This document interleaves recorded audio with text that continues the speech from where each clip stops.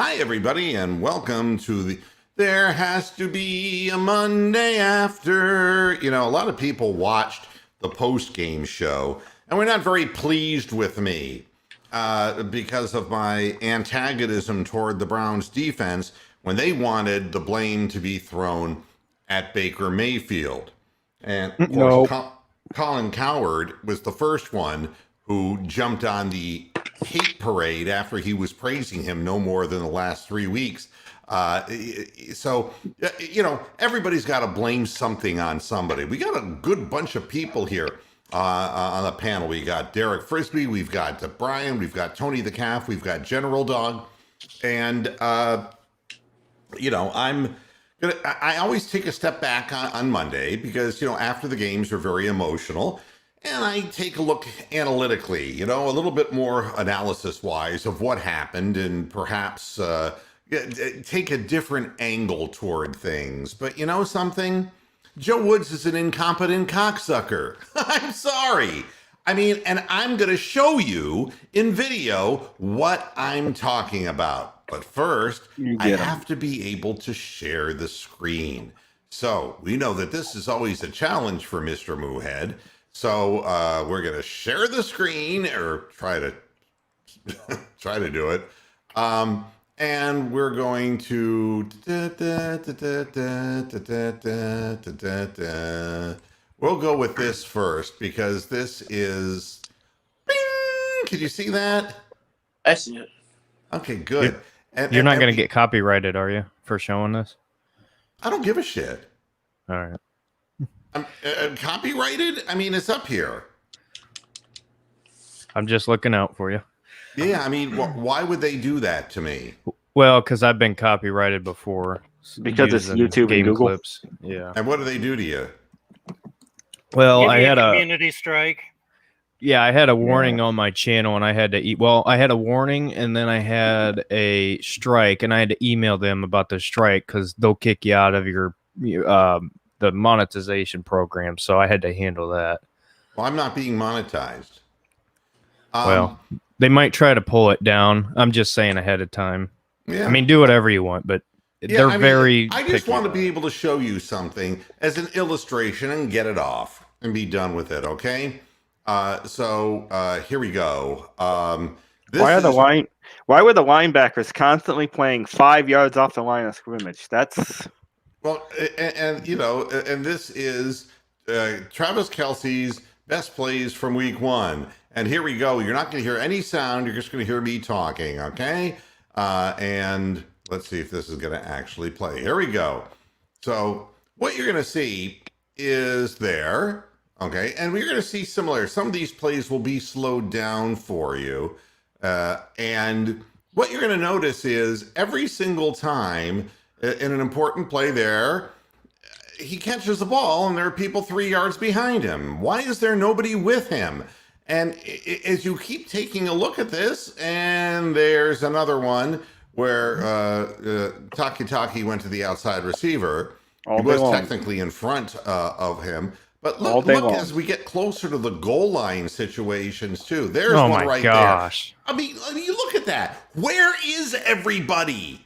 That's like the Grand fucking Canyon. And when you see these things one after another, and here we go again. And now we're getting some circling on this to get an idea. Oh, what do you know? Malcolm Smith's beaten. And everybody else is standing all the way back on the goal line. But it's going to get worse. The second touchdown will really piss you off. Watch this. Stop, catch, just lumber in. Now, in the red zone, are you fucking kidding me? Now, look, you don't have to be an analytical genius at all right, to figure all this shit out. And, and I'm going back here and I want to share another thing while we can. This will be the next one. And this will really make you really thrilled. This is Tyreek Hill's and we'll go full on this. And the Halo catch. well, I mean, but look, everybody is standing around. I mean, I had just gotten done watching the Steelers and the Bills, and this is what I'm looking at. And again, you can see what's happening on these. Look how they're just dropping. Bam, turn around, wide open. I mean, anyone could complete these passes, folks. Anybody could complete them if the defense is playing that far off. Here we go again. You know, this could be the end around play. And we stopped this for a minimal gain. And that was good that we, you know, Hill had good pursuit. And I don't know why Anthony Walker's going backwards. And Moo, if you look back at the start of that play, what do you see? You see your three safeties all playing deep. You can't play three safeties deep if you're going to play two linebackers. Somebody has to be up in the box. Yeah. Saw this all day long. I mean, this is not defense. This is being afraid of an opponent. I mean, yes. Bingo. I mean, look, three people standing behind. And it's like, well, we're happy just giving up the 10-yard gain. We're happy with that. We played it. So we played aggressive football on offense, but on defense, we went soft. Yeah, absolutely. And look, once again, in front of three people. You can't beat the Chiefs like this. No, they never will. Beat anybody like no, this. That's correct. They're not going to beat the you Ravens won't beat the with Jets this. like this. Nope. And if you don't believe me about the Ravens, I mean, look at how Mahomes was scrambling out of the pocket. You wait till Lamar Jackson's in that situation. Right. You know, you look at these that things. would be a 30-yard run. Yeah, Those will be 30-yard fucking runs. You know, all day long I was yelling at my TV. Why are they constantly giving Mahomes all day long to throw? I mean, he had time for coffee and donuts back there. And not only that, but you saw that last pattern. Why was Anthony Walker there again? Oh, Myles Garrett. Blah, blah, blah, blah, blah. Middle of the field, bullshit. middle of the field, middle of the field. I mean, it's just over. And what did they do? They moved their best defensive lineman to the fucking replacement tackle, Chris Hubbard, and ate his fucking lunch. Yep. And destroyed fucking Baker Mayfield. What did we do? We kept the same four fucking assholes. We didn't do goddamn diddly fucking shit. Now, here we go. When we get into the, we're getting close to the Loftomania play. I mean, look, they're wide open in the middle of the field with the same three guys standing there looking at him. Malcolm Smith and Anthony Walker. I mean, just and John standing Johnson. there. I mean, look. Nobody touches him off the line of scrimmage. Who the hell? I mean, you can't possibly play less physically than this. And now the disaster. He rolls out. He throws a prayer. This is a shit duck of a pass. And where in the hell is the veteran on this play? How do you let that happen? And the answer is you don't look for the ball. You're just... And Moo, one thing I just on that one. One thing I just noticed on that last play before this one, if you look, Greg Newsome's out to the left, and he's clearly playing zone because he's just kind of standing there. Tyreek Hill's running over the middle. If you have them playing man, at least he's going to be running with him. Yep. You just had Newsome standing there while Tyreek Hill just ran right through the zone. Well, and when in the first quarter, when Denzel Ward knocks the ball away, that's what he's doing. He's playing Tyreek Hill on man coverage. Yeah, that's what I'm saying. And he did a good job. 21 just disappears from the fucking defense. Now, here you go. This is the critical salient moment I've frozen. Tyreek is looking for the ball. What is John Johnson III doing? Panicking. He's staring at the receiver. His head is not on a swivel. So he doesn't know the ball's coming. Tyreek Hill knows exactly where the ball's coming. And by the time he makes the adjustment to the ball, what are you looking now for? What are you looking now for? That should have been a pick all day long. I mean, it's a duck. And to give Mahomes credit for that lame duck pass, no.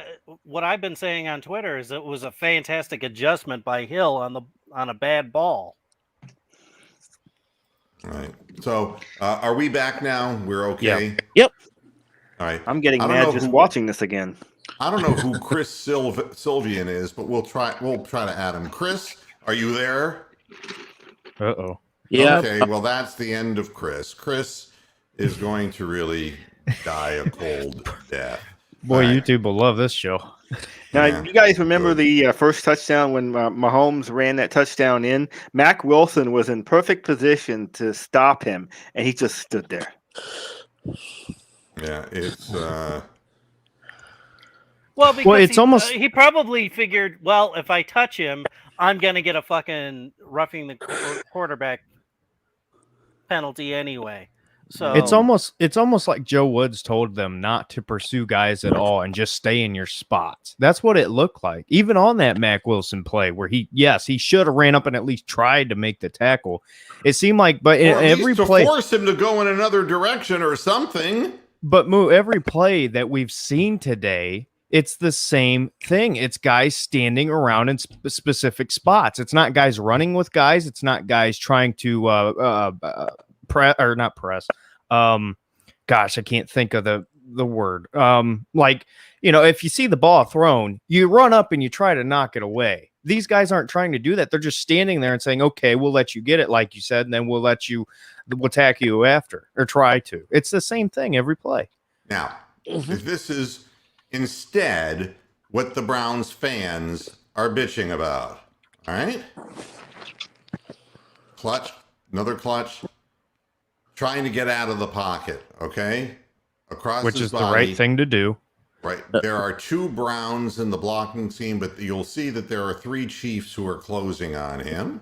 48 Sorensen right there. And there is Sorensen at his feet, and he's already still got the ball in his hands, but he's going down. All right. He tried to throw it out of bounds and fucking, didn't get enough power on it. I don't know what. The bottom line is you try throwing that like that, and it happens in a split second, and that's what ends up happening. And it ends up going in the wrong direction. The guy intercepts it. So that's what you have there. And for that reason, now it's like, well, you can't win with Baker Mayfield. And we're right back to that same old Browns narrative. Oh. Which is for ignorant people who I wish would die. Okay? Yeah. I really wish that they die of AIDS and COVID at the same Colin time. Coward. and leprosy. I want their fucking genitals to fucking fall off. I mean, But there's nobody. If you put every single person who is arguing this, and obviously they have no point because it's the same old narrative, like you said, it's easy to go to. But if you put that play up and you said, okay, what do you want Baker to do differently here? They would have nothing because he did what he could. He had to step up and he had to get outside. Now, is he fast? No, he's not. But you know what? He tried to roll out and he tried to throw it out of bounds. That's what he should have done. And he did that. Yeah. He just so happened to get hit by somebody he didn't see. How is that his fault? And if he tries to force that pass, it's getting intercepted anyways because there's at least not. And he didn't. Two Chiefs, It's not like he was trying to force it like he would have a couple years ago. He was trying to get it out of bounds. Yeah. and again, The offensive line is getting fucking absolutely destroyed in the fourth quarter. And he moved around in the pocket as he was supposed to. It wasn't like he was panicking or double clutching. Yeah, he did a couple of times, but he made the right move, stepped up, and tried to get outside the pocket. That is not his fault. all right. No. This is what Kevin Stefanski said. We didn't play our best when it mattered. That's exactly what I said on the show yesterday, and I'm taking shit for it today. We didn't coach our best when it mattered, Stefanski said. Versus a team like this, you got to play a 60-minute football game. During his little presser, he made the comments that they didn't coach well on a number of occasions. And I don't think he's talking about himself because they did an analytics-based analysis of his game calling, and it was really good. Where we lost was on the defensive side of the ball. 9 out of 13 successful third down attempts by the 9 Kansas. times. Yep. And Yep. turnovers. You can't beat the Chiefs when you have 2 or 3 turnovers, whatever we And had. yeah, Can't beat a lot of teams that way. I mean, it's I'm not going to sit here and go to bat for Gillen and how that happens and how John Johnson III, who's a veteran, allows that bad technique to creep into his game. These are the plays that made the difference in the football game. And if you want to go on believing that it was the last interception when he was falling to the ground, you have a right to believe whatever you want to believe. But they've got the truth is, you give up 9 out of 13 for first downs on third downs, and you don't get them off the field. How many, if you do a good job at that, that's going to give your offense at least 4 more possessions. Well, and Moo, we didn't need to get off the field every play, obviously, or every third down, rather. Obviously, that would be the thing you want to do. But if we just got 1 or 2 more stops, that's the game. That is the game. Yep. They don't have the ball that many times, and I don't believe that we would be in a crunch and in a pinch and in a situation with the stadium on fire. And, and we did lose some of our composure. There is no question about that. Something? No, I'm going to tell you, you chill out. I don't even know who the fuck you are. But the bottom line is, it's a new defense. Well, then prepare it before the season starts. It was a new offense last year, remember? Yeah. And how quickly it came together. I don't want to see our young talent 10 yards, 15 yards off the ball. Just shut up. Moo, you said it yesterday. Oh. It's a lack of belief in your players. You have guys who can go man to man with some of these playmakers, and you chose. Drafted. And you chose to crap yourself and play them off the line of scrimmage, or 15 yards off the line of scrimmage, so they can just get it in front of you and then play conservative and say, "Okay, we'll tackle you from there." You can't do that. If you have 13 third down opportunities defensively against the Chiefs, I know it ain't easy. Chiefs are a good football team. If you get them off the field 3 times, that's 3 extra possessions. The offense would score. The offense proved that it would score. It came back and got a 9-point lead after they cut it down to 2. The offense wasn't going to get shut down time and time again. But with the clock running out and the way everything went down, we lost some of our composure. We absolutely did. Does this bother me for the rest of the season? Only the defense. The offense I have no worries about. They got 17 weeks to get it right. Do you know that people are actually, I had one guy come at me on Twitter saying, they didn't score at all between 2 minutes and 42 seconds of the second quarter and whatever of the fourth quarter. It's like, well, did you see the third quarter? They held the ball for over 12 minutes. Yeah, Kansas City. That's the defense. That's not the offense. The Browns ran 3 plays. What the fuck do you expect? Don't feed the trolls.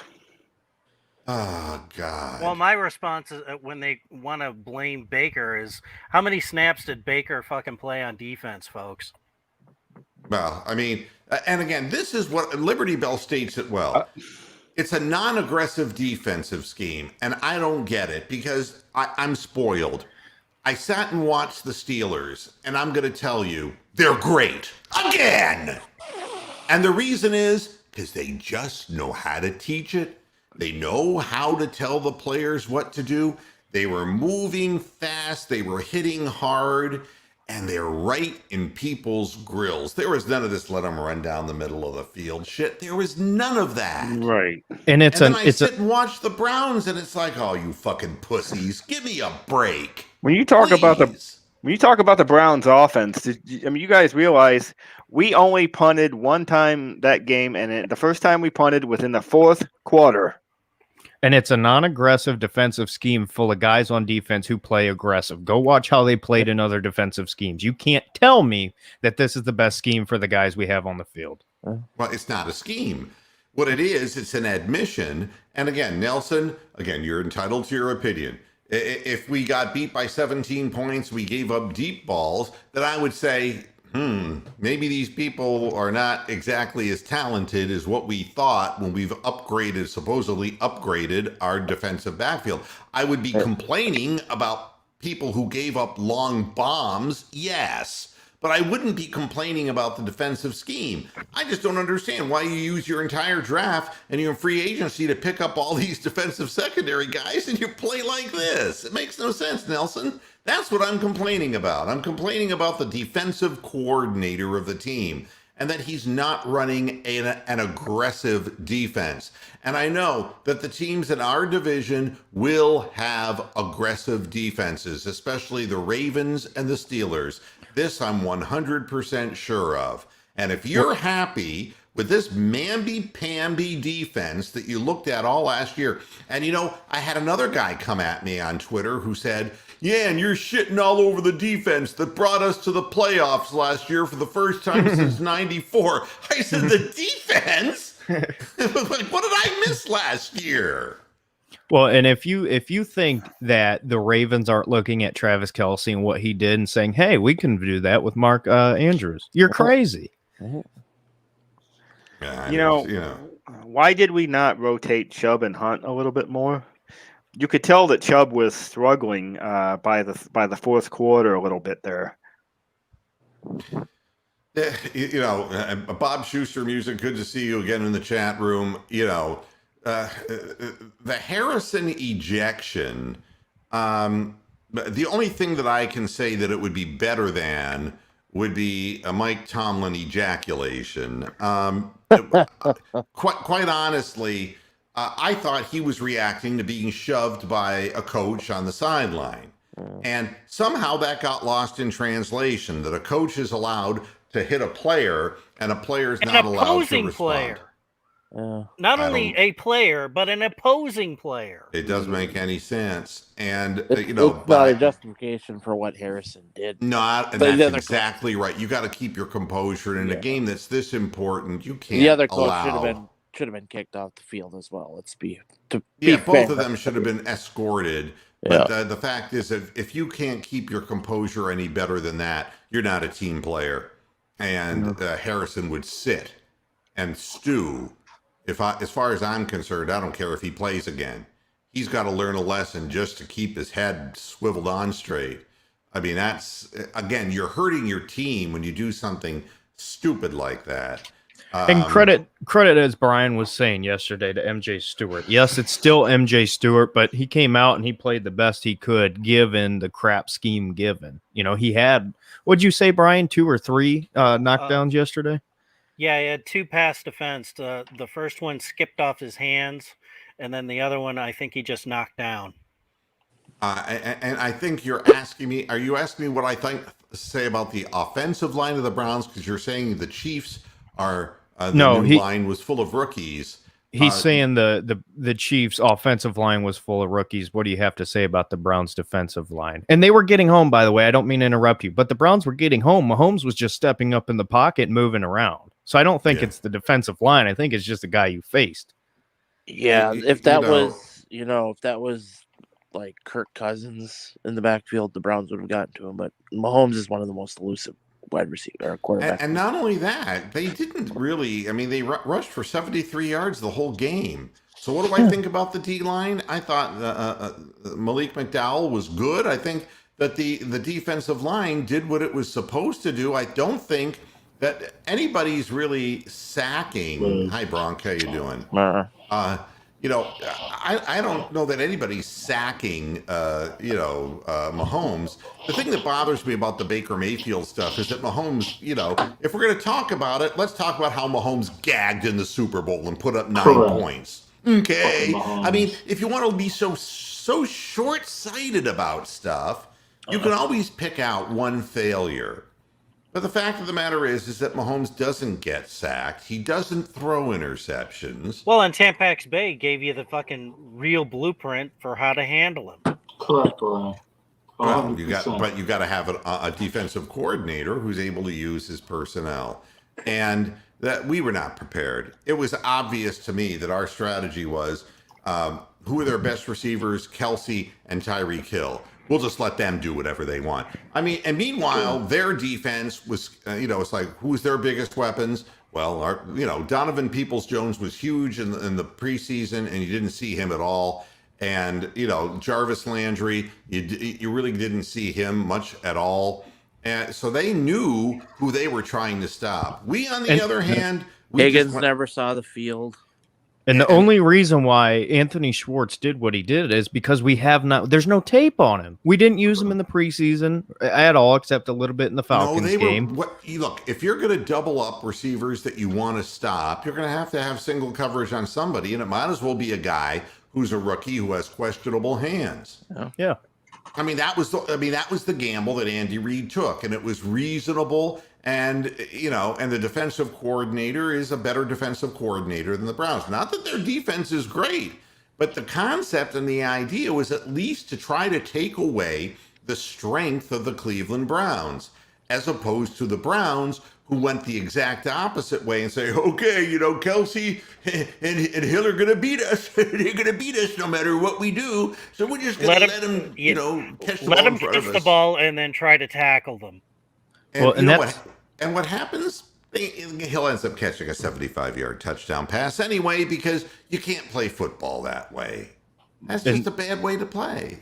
The most amazing thing to me is the same team can have such different philosophies on offense versus defense. The Browns offense came out and they said, you know what? We don't care. We're going to run our offense. And we're going to run it down your throat, and we're going to hit the big plays in the pass game. The Browns did that. Browns defense came out and we said, oh, we actually care too much about who you have, and we're going to play soft and try to keep everybody in front of us. I don't know how the same coach team can have two separate mentalities on both sides of the football. It just does not make sense to me. Yeah, we got an aggressive offensive coordinator, basically, and we have a nothing defensive coordinator. Yeah, Bronk. Our entire defensive strategy totally negated our Browns' glorious history of the dogs. Where were the dogs yesterday? They were locked up. They were on a leash. They weren't allowed to go. They weren't allowed out of the doghouse.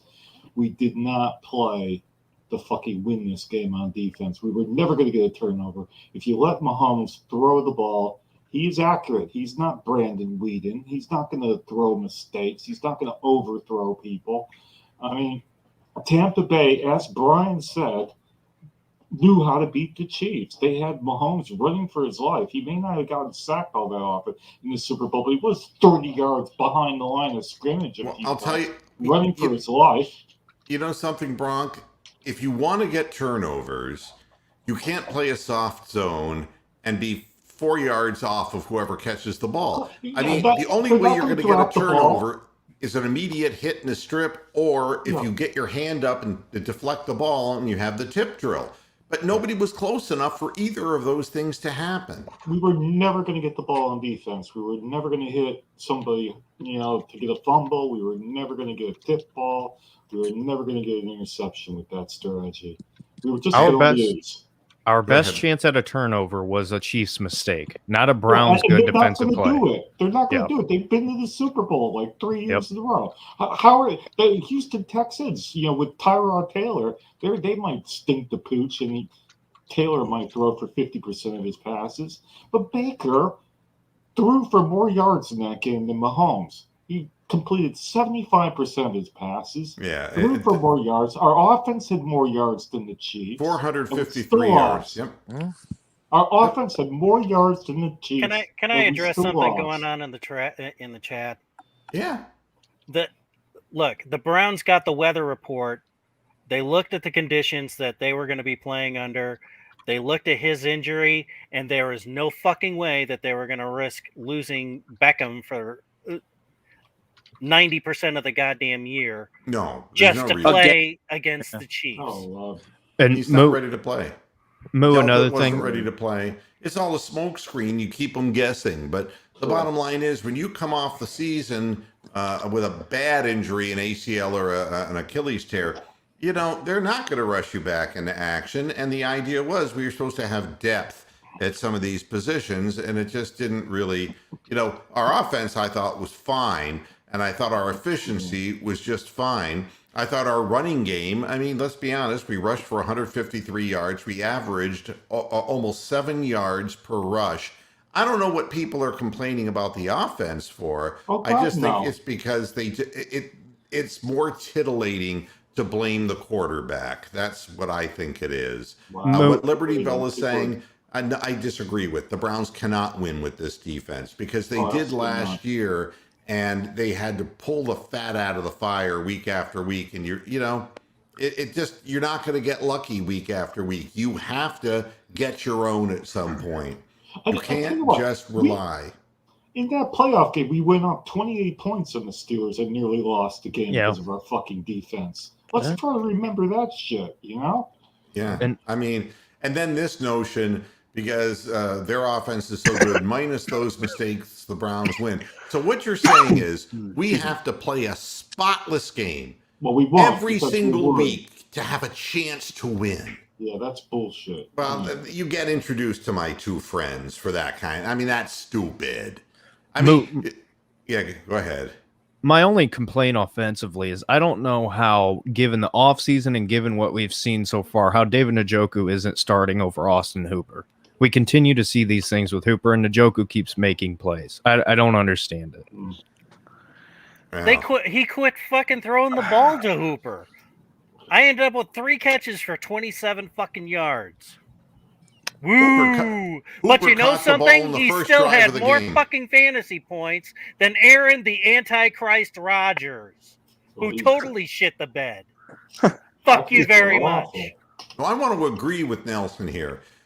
The Chiefs did get Babyface lucky on that Nelson. bullshit pass. I totally agree. Giving credit, like Patrick Mahomes is the only one in the game. I'll do Bill Walton, who's the superlatives.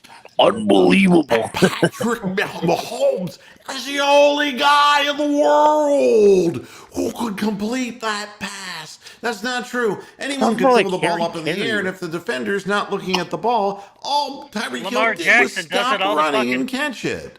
Lamar Jackson does it all the time, and Snead is the one that fucking makes those kinds of catches. If he had man coverage, there would have been somebody there to fucking intercept that wounded duck, wouldn't there? And Tell me I I'm agree wrong. with what Nelson is saying too. The game plan was to be aggressive early offensively and gain the lead and force long, slow drives by the Chiefs.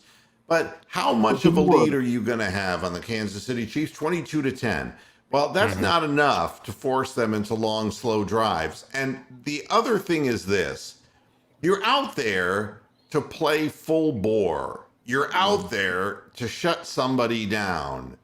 And this idea of do this early and then do this late, you got to play hard 60 minutes. And that's the other thing Stefanski said. 30 minutes don't win you a damn thing. That's a direct quote from him. You get nothing for 30 minutes. And if that was the strategy, then that was a flawed strategy because you're playing a team who knows how to win. And so, I don't look at that as a viable strategy. How concerned should we be about the offensive line depth? Well, It's always a There's other concern. problems more bigger than that. I mean, I agree, but boy, Hubbard. Well, there was good news on Wills. yeah, I he's saw day to that. day. He's only day to day. Yep. He'll probably Yeah, play. he didn't look hurt. I mean, I said that yesterday. I mean, when you know when you're hurt, when half the team is in a prayer circle while you're being attended to by 5 trainers. I think Baker went over and asked him if he was okay. He said, "Yeah, I think I just tweaked an ankle." Oh, by the And way, J- so that you Yeah. know, statistically, the Browns had the best pass blocking statistical number in the Correct. Yeah, exactly. league It is. yesterday. So you can Yeah. talk about, the backup Hubbard. You can talk about him, and you saw him get whipped on a play. You can talk about him and know he's not as good as Jedrick Wills is. All He right. And- still got more yards than the Chiefs. Another but- thing on Wills here quickly. Yep. Jedrick Wills on social media is very, very active. He's one of the players that if he's thinking something, he'll tell you. And he's been nothing but positive and nothing but good things ever since the injury. So, just from a psychological standpoint, that tells me he's not too mad about it because it's not serious. No, but what he posted right after the game. What did he I post? think I do, but tell me. Fuck. One word. Fuck. Yeah, wow. Who, you're talking Pretty about posted. Wills?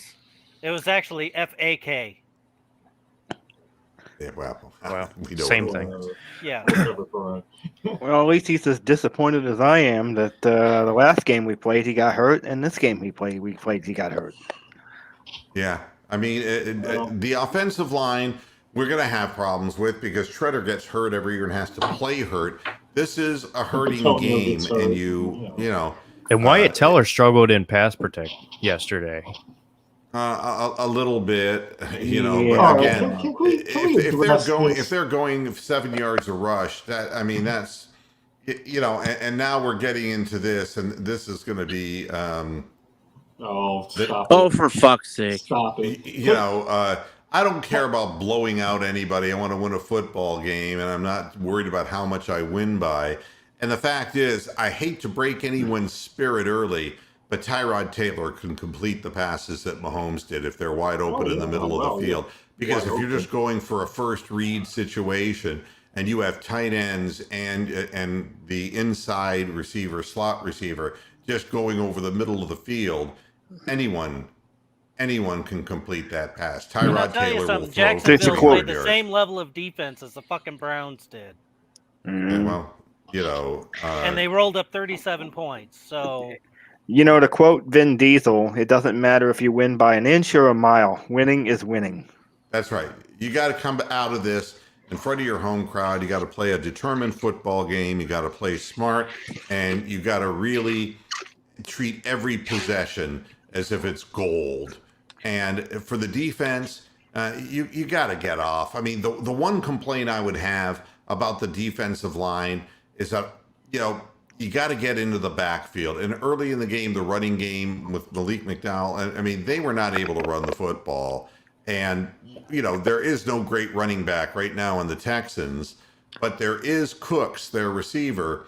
And again, if he's going to be standing in the middle of the field wide open, then it isn't going to be very hard for them to get yardage. The Browns. well, Mark Ingram played pretty damn well when he was a Raven against the Browns. So Yeah, go ahead, Bronk. I mean, it's quite obvious. I mean, what about Billings? I mean, Billings was supposed to be our defensive tackle this year, and he hardly played yesterday. He's just a fat lump who probably would have had a coronary in 90-degree weather. I mean, the defensive line is more of a problem than the offensive line. The reason why we had breakdowns in pass protection is because Peoples-Jones and Landry were blanketed like a fucking glove, and Mayfield didn't have as much time as he normally has to throw the ball and quick release it. Mayfield was holding onto the ball because there was nobody to throw to the, you know, and he still banned 75% of his passes. The O-line is not the problem. The O-line depth is not the biggest problem on this team. And defensively, I thought Malik Jackson had a pretty decent game as well. So yes, Yeah, I McDowell thought did Malik good. Jackson, but- he batted a Jackson, pass they were down. okay. He made some plays. Yeah. Now, Nelson, I don't know how many times Woods has lost to the Chiefs. That's something that somebody could look up. Well, he was I- defensive coordinator for the Broncos, so I Well, imagine that's he's right. lost a lot. You got your Woods right here. Yeah, I think that we have a weak defensive coordinator. I mean, so We I'm still not going to gotta back off. figure I'm not out going to back stuff. off the position that I know I'm right about, and I'm not going to get on this quarterback thing. Instead, what I'm going to do is I'm going to turn it around on the negative Nelly fans who are pissed off about Baker Mayfield. And I'm going to say, why don't you just adopt the Jaguars as your team, you fucking losers? All right. Yeah. If you really want to see a team that doesn't know what it's doing, take a look Oh, at God. Urban Meyer and his Jaguars. I don't know Yeah, if he'll you've- quit mid-season next year. There are. Well, no, Fuck, this he is might not Monday. be on the week 6. He might quit and go October. He might go to be gone. USC. Fuck. Here's an insider story, okay? Ooh. Meyer already has had repeated issues, quote unquote, with his assistant coaches and has rubbed the coaching staff and players the wrong way. Oh, CBS that's where it Sports starts. reported. Now, Can't wait. treat NFL players like college kids. That's exactly right. This, you know what this reminds me of? This reminds me of the spies in the locker room thing. Oh, when Mangini. no, the North Carolina coach. What? Why am I Oh, missing? God. Butch Davis? Butch Davis. Yeah. I mean, when Butch Davis wanted control over every little thing, listen to this. Hours after the report was published, rookie quarterback Trevor Lawrence and the Jags were defeated by the Texans in Meyer's first game in the sideline. Meyer has everyone looking over their shoulders already, one source told Jason La Canfora of CBS Sports. He becomes unhinged way too easily, and he doesn't know how to handle losing, even in the preseason. He loses it and wants to take over the drills himself. It's not good. Well, and go ahead. You can finish. I'm sorry. All right. Another source told La Canfora that Meyer has lashed out at members of his coaching staff and called some of their job security into question after preseason losses. That's going to work. You can't What's freak Davis out about part two? preseason games and belittle your coaches on a staff you handpicked. Every time things don't go your way, the second source said, it's not going to work here. And- So, we've got a cool, calm coach. I like our coach. Oh, I love like him. Kevin Stefanski. And Moo, you know what the thing is with Urban Meyer? And some people will say, oh, well, he had elite NFL talent at Ohio State or, Florida, wherever he was at. The difference is these kids coming out who are all 5 stars, they're in camps their entire lives being coached hard, and they constantly are being coached. So when you're coming into college, coaching is the thing. That's what everybody focuses on. So Urban Meyer now has gone into the NFL, never done it before, and now he's got that same mentality of, oh, okay, this is all coaching problems. It's not coaching problems as far as your assistants go. It's you. You got to figure this out as the head coach. There's a reason why Kevin Stefanski's been so successful, because he's done what he's needed to do, and then he's let his guys handle it. Urban Meyer's come in, and he's taken this mindset that everything is the other coach's fault, because when you look at college and look at high school and these camps, that's the situation. It's all about coaching. The NFL, it's completely different. Mm-hmm. Different game. And that might be why Nick Saban failed as well. It's the same thing with all these college coaches. You come in with the same mentality as you handled coaching your entire life. The NFL is completely different when it comes to being a head coach. And Kevin Stefanski's been a coach in the NFL his whole career. He never came from college as far as college coaching in college. So he's seen how it needed to be done this entire time. And that's what's helped him become so successful, because he leans on these other guys like Bill Callahan and Alex Van Pelt for help. And then this is really a funny headline. Browns fans after a week 1 loss to Chiefs. You ready for this, Bronk? No. Oh my God. Quote, "We fought like real dogs." Really? Honest to God. Really? Did we? Honest to Are you fucking sure? God. Are you sure? That's the headline. Maybe dead ones. Fucking hell, my cats. Go ahead, more fighting. My cats. And I know my cats. Hey, speaking of cats, did you see that Panthers new animated Panther? That was crazy. No. Speaking of Not to get off topic, the but Miami game, the cat falling from the fucking third. did you see the Washington where the sewage was coming out into the stadium? Oh God. Oh my gosh. Ooh. Now, So- and I'm not going to get on. Well, that's Trevor what happens Lawrence. when you pass out free tickets to the DNC. I'm How not about the- going how to about get the on NFC Trevor North? Lawrence, because we know how hard it is to be drafted number 1, to have the world looking at you, and to have a team surrounding you that just isn't any fucking good. And All his right. comfortable guy that he would always go to in Travis Etienne is out, so he doesn't have that. Oh, wow. And you got a head coach who thinks that benching somebody will be the answer, because that's what he would do in college. He knows, Urban Meyer knows he can't fuck with Trevor Lawrence, but the fact of the matter is it's not a nurturing environment. It's going to be hard for the young man. And again, you wonder, I go back and I look at the footage of the losing Browns years, and I see some guys like when Garcia was brought in and weak-armed Garcia, and all the horrible quarterbacks, the parade of horrible quarterbacks. Then I look at Tim Couch, and Tim Couch, it wasn't that he was so terrible. It He was had that talent. the team around him was so terrible. Couch was talented, for fuck's sake, compared to Crushed. 29 of the other ones. After So, the I first mean- 2 years, Like- Couch was starting to get it together.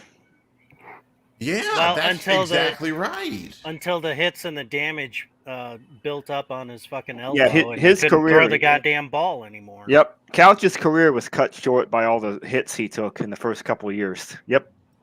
And, you know, 100%. you look at Trevor Lawrence, it's like he's forced to throw the ball 51 times in his first game and he throws crazy. 3 interceptions. What do you expect would happen? I mean, you're saying, okay, here are your running backs. You got the Carlos Hyde, who was washed up when the Browns had him. And people have such a short memory, they don't remember all of the interceptions that Peyton Manning threw when he came out of fucking Tennessee as the #1 draft pick. Yeah, Troy Aikman was the worst for that. And I can show you the strategy from Urban Meyer. They were down so fast in the game was I mean, and there went the running game right out the window. And so, you know, I'm going to have the rookie go back and get himself killed. Oh, Urban Meyer was shit when he was at Ohio State playing from behind. When State got behind, man, we never came back and won games hardly ever. So And Well, then and he Ryan panics. has to go and Panics. fucking do his best Urban Meyer impersonation against the goddamn Ducks.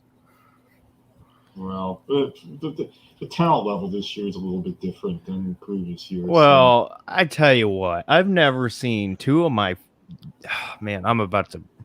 So, you're gonna I'm cry. trying not to rant, but Breathe. I've Don't never cry, baby. seen two of my favorite teams come out and play the exact same soft BS defense 2 days in a row. It's Yeah. the same Oh, well, thing over and over. Kerry Combs plays the same trash defense. He's played it for the last 2 years at Ohio State. It's not the talent. It's the same thing with Joe Woods. It's not the Okay. guys on the field.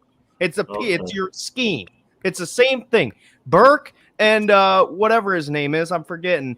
Great young corners. They're going to have a great future. But you're playing these guys so soft. You got Seven Banks sitting there on the bench. What are you doing?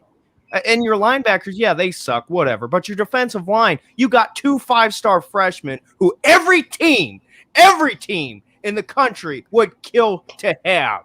Every team. And you're not playing them. You're not getting any pass rush. And you're playing Tyreek Smith just because he's a 7th-year senior. Who cares?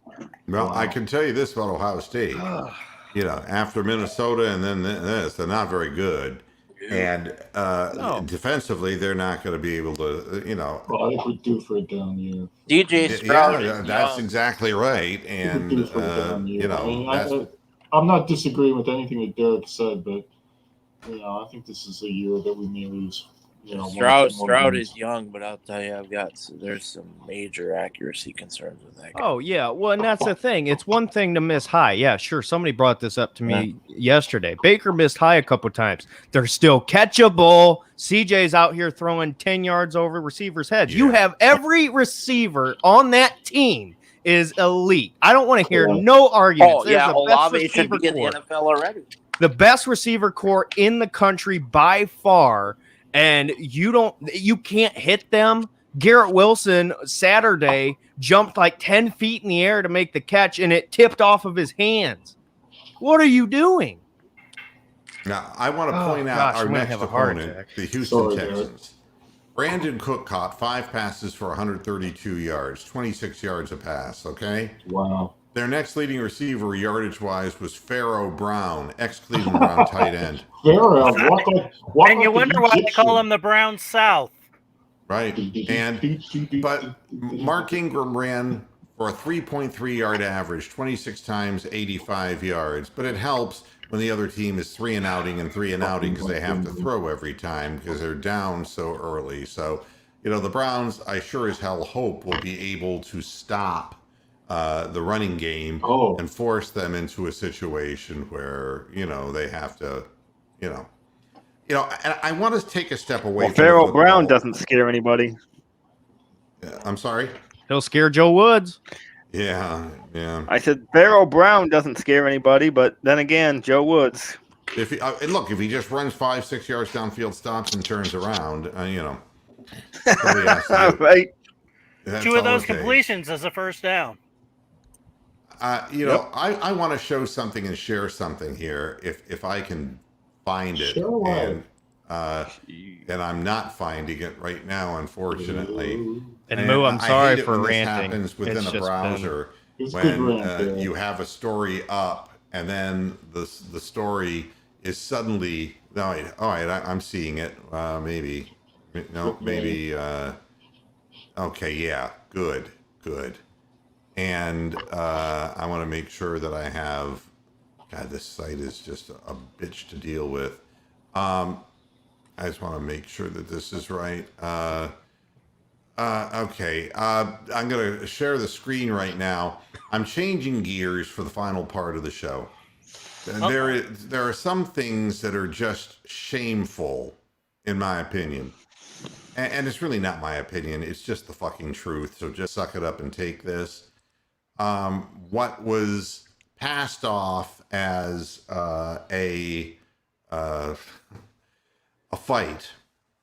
Oh, Evander Holyfield at 58 years of age getting in the ring with Vitor Belfort, 44-year-old. I thought that was Joe Thomas at first interviewing him.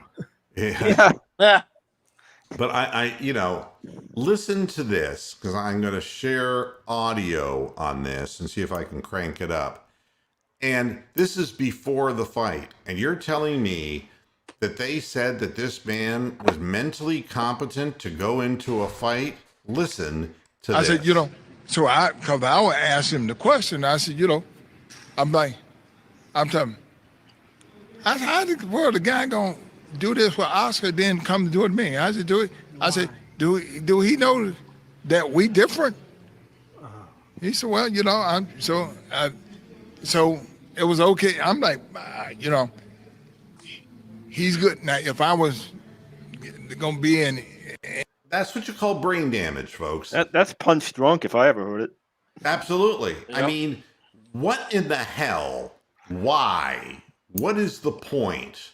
All right, of this. So some asshole could make money. That's what it's always about. One asshole got to make all that money. And he was looking for a payday because he's in his retirement years.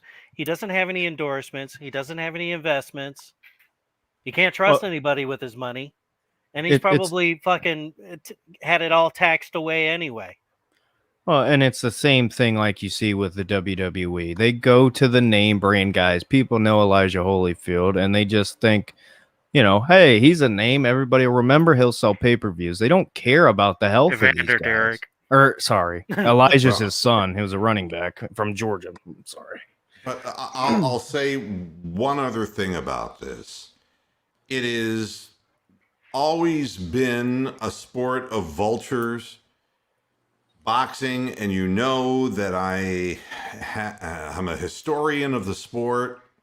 I can tell you stories that would like I could show you and tell you the story of how they put Jerry Quarry in the ring when he was 50 years old, when he was already suffering from Alzheimer's disease. I can tell you all kinds of horrible things that have happened in my life that I've seen in the sport of boxing. And this whole idea of novelty boxing matches is just absolutely ridiculous. I don't want to see Mike Tyson. I don't want to see Roy Jones Jr. Roy Jones Jr. is brain damaged. I don't want to see that. I don't want to see Jake Paul or Logan Paul pretending that they can fight. I don't want to see this shit. And you know what I really want to see less is the fucking former president of the United States playing commentator to this. This is ill. The vultures always end up around this sport. And it's disturbing. This is something that I don't know if you saw the fight, all 1 minute and 48 seconds of it. I just saw him getting knocked on his ass. And so, I'm glad that they stopped the fight rather than let that shit continue It's true. and have a Rocky IV fucking moment. I'll tell you something. But listening to him, it reminds me of so many football players, former football players, especially defensive linemen or offensive linemen. Why is there no doctor the 80s accountability? or 70s, just unable to fucking say a complete sentence. Why is there no wants to medical help literally people anybody. makes stepping me in? fucking cry. I can tell you something about Evander Holyfield. And Evander Holyfield was a courageous fighter in his prime, and he was undersized and he had a big heart. And he beat people and he defied a lot of odds. And when Mike Tyson bit part of his ear off, it was the beast against the good guy. And I want to tell everybody that Evander Holyfield ain't no good guy. He ain't no good guy. I mean, he's quiet, but he's not a good guy. He impregnated so many women and bailed on the responsibility of paying for those children's lives. Those, while he was making his millions, women who he had impregnated and left, he literally, I mean, the women had to go to court to try to get money out of him, and he would stiff them all. He hired lawyers and he'd stiff them. And it sucks. Trust me. Try growing up like that. I mean, it really does suck when you have a totally, a deadbeat dad. He was the ultimate deadbeat dad. And, And Sean Kemp. I'm sorry? He and Sean Kemp. Yeah. I mean, and I looked at this guy and said, I didn't like him at the time for what he was doing. But by the time 2011 came around, all that money that he made, he was bankrupt. How do you go bankrupt when you make that kind of money? God only knows. So now he finds himself at 58 years old. You know something? You watched end up the minute and trusting the four- wrong fucking people, and they screw you in the ass. And Moo, Yeah. Moo, you know what? And I'm just going to say it from my experience. And this is what really makes me so mad, just because I have personal experience with this. Nobody ever wants to talk about what this does to those kids. Nobody ever wants to talk about the issues they grow up dealing with, that constantly feeling like they were the problem. Nobody ever talks about that. These people get, and it's not everybody, because not everybody with money is a horrible person. I don't want it to sound like that. I'm just saying, you have kids growing up without their father, and they see the success, and they know it's not like it's somebody they don't know. They can go on Google and say, hey, what's he doing? And they see these things, and they're going to deal with that their entire life. I know it. And obviously my dad's not that, but I'm just saying there's so many sides to this issue. And this, in my opinion, I don't care what anybody says, from my personal experience, I think this issue of, the kids and stuff, it's the reason why suicides are so high. And I can tell you that personally. This is the reason why so many kids are fatherless and so many kids are motherless, and they end up killing themselves because they feel like this 24/7. Now, it was a minute and 48 seconds. The first punch that Belfort landed, and it was just a glancing blow to the body, knocked Holyfield off balance. He had no balance. He's damaged. He's neurologically at deficit. And you know what the best thing I can say about it was? They said that Holyfield threw one punch in the 1 minute and 48 seconds and did not land the punch. Belfort hit him with an uppercut that I saw, and he didn't get hit with what I would call a really square punch that caught him flush.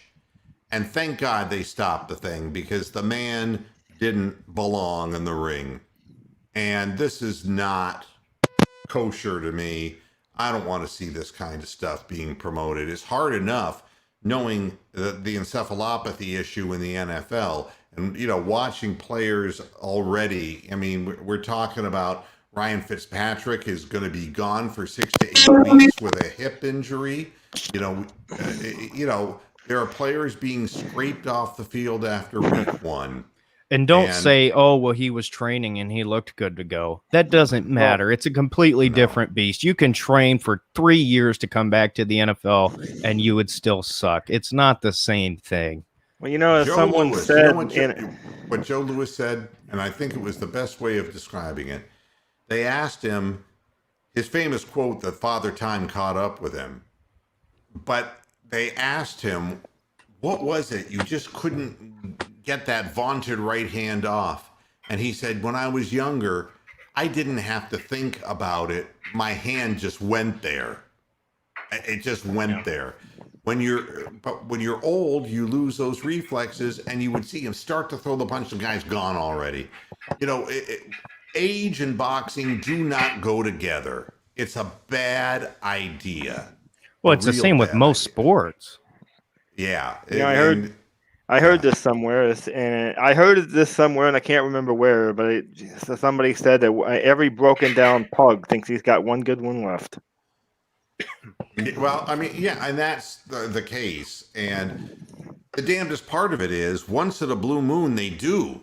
And that's always the story that I remember. Azuma Nelson, who was a great fighter, a featherweight fighter, who he was the guy who gave an incredible account of himself against and beat Danny Little Red Lopez, and Danny Little Red Lopez gave him his Indian headdress, and he went on to fight until he lost to Salvador Sanchez, late Salvador Sanchez, who died all the way back then in a car accident, which was tragic. Azuma Nelson fought on. He was older, and he ended up fighting Jeff Fenech, who was an Australian fighter. And by the time he got to the fight, Azuma Nelson was well into his 30s. He was old, and he lost the fight, and he didn't look good doing it. And after the fight, they said to him, "Don't you think it's time to hang it up?" And he said, "I didn't tell anybody, but I had hepatitis, and I fought with hepatitis." And it's like, oh, for God's sakes, you're going to make up an excuse like that? What in the hell is that all about? He goes, "I'm telling you," he goes, "you have to trust me at my word. I was sick, and that's why I look this way." And there was a rematch clause in that contract, and he got his rematch, and he knocked Fenech cold. So every so often, there is something to this, but you know damn well. But George Foreman's another good example of somebody who came back in their late 40s and early It can 50s. happen. Yeah, but once they start losing, see, when Roy Jones Jr. got knocked out by Antonio Tarver, all right, we'll use this as an example. And then he starts getting knocked out by second-rate fighters, and he should have stopped fighting. If you look at all the number of times that he's gotten knocked out cold in the ring, it's no wonder he's got brain damage. Once you start to lose like Holyfield did, I mean, people forget that Holyfield kept trying. In 2008, he lost a fight to a guy named Valuev, who was this massive, and I want to say Valuev was almost 6'11". I mean, he was this massive heavyweight, and the guy didn't know how to fight, but it didn't matter because Holyfield had nothing, and that was in 2008. Why they would allow him to even put gloves on again, I have no idea. One last thing before I get out. He was 7 foot 331, Mo. Yeah, he was massive. He was, I mean, but he couldn't fight. He was like the old Primo Carnera back in the 20s. That's what in the early 30s. 7 foot 330 is Shaquille O'Neal, by the way. Yeah, I mean, big. Following up on last week's story, Florida State lost again. Yep. But they lost this time to Jacksonville State, an FCS team, and things couldn't be lower at Florida State. The coach fucked up by not playing Mackenzie Milton and the whole game and lost, and then they turn around and Mackenzie Milton plays, and they only put 14 points up on the board. Last play of the game, Jacksonville State throws a bomb, catches it, game over. And they are a cursed program. Mike Norville, who was hired on the basis of an 11-1 season when he was the coach at Memphis. Memphis is not Florida State. Seminole fans have something much more on their mind than Memphis fans do in football. Memphis, if you say if you say basketball, maybe it's something different, but not football. And Norville is 39 years old, and now in his first 2 years, he was 3-6 his first year. He has to go 6-4 in his next 10 just to win as many games in a 2-year period as Willie Taggart, who is the previous coach who was fired at Florida State. So we And keep USC's abreast coach with these just stories. got fired today. Who did? USC's coach, Clay Helton. Didn't take too long, did it? Nope. Yeah. All right, man. I appreciate all this help on the panel, man. You guys are just awesome. And, we have all week to think about what we need to do. And Friday, we're going to come back and do an analysis show pregame of what the Browns need to do to defeat the Texans. And we start all over again. We put all this other stuff behind us and we move forward. We're all fans and we all want the Browns to do well. So thanks And a lot, last year- everybody, for. Last year, the second game was where things got on the right track. So we'll see. Maybe again. We'll see if lightning strikes twice on the same place. Thanks to Tony and Bronk and General Dog and Brian and Derek Frisbee. And thank you, everybody, for viewing this program. We'll be back again Friday, 6 p.m. Eastern Standard Time. Until then, hasta la vista, Pasture Heads. Good night. See you later, Kay.